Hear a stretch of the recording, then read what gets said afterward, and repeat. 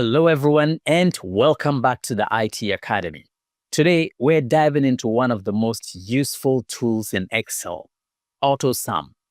Whether you're adding up columns or rows, AutoSum makes it quick and easy. Let's get started. Let's start off with a simple column of numbers.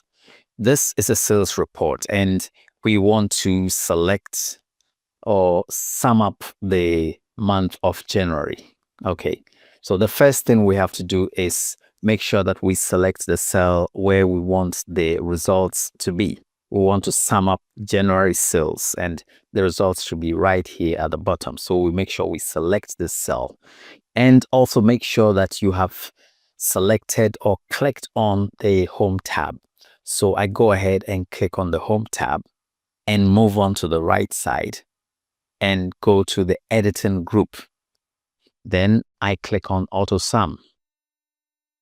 Once I click on AutoSum, it gives me a selected range that is going to sum up range B5 to B14. If I want it, I'm okay with the range. I simply press enter and then it is summed up. Let's go back and let me show you something else.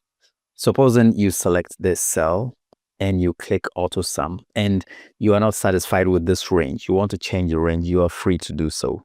Simply select the new range that you want. Whatever range you select, it's going to sum it up for you. So here we want the entire column. So we simply click and then press enter. This is a sum of all these numbers. Okay. In case you want to also extend this thing you've done, this sum you have done to all the other months, what you have to do is simply go to the bottom right. You select the cell, go to the bottom right, and then drag it to all the places that you want it to be replicated. So you see that it's taking care of all the other summing. Okay, so that is that. And let's look at a horizontal example. This one summed up for the month of January and subsequently the other months. So if we want to select or sum up a horizontal range, for instance, we want to see the sales report for books across all the months. What we have to do is select the cell where we want the results to be, which is this. And then we make sure, as usual, that the Home tab is selected, and then we click AutoSum. And that is that. If we are satisfied with the range, we just press enter and you have your sum right here. Just like with the columns, if you want to apply this formula to all the other rows, you simply make sure you selected the cell and go to the bottom right, click and drag to all the places applicable.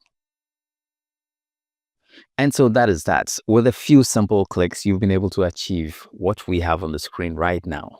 Now, here's a bonus tip. There is a keyboard shortcut to achieve this as well.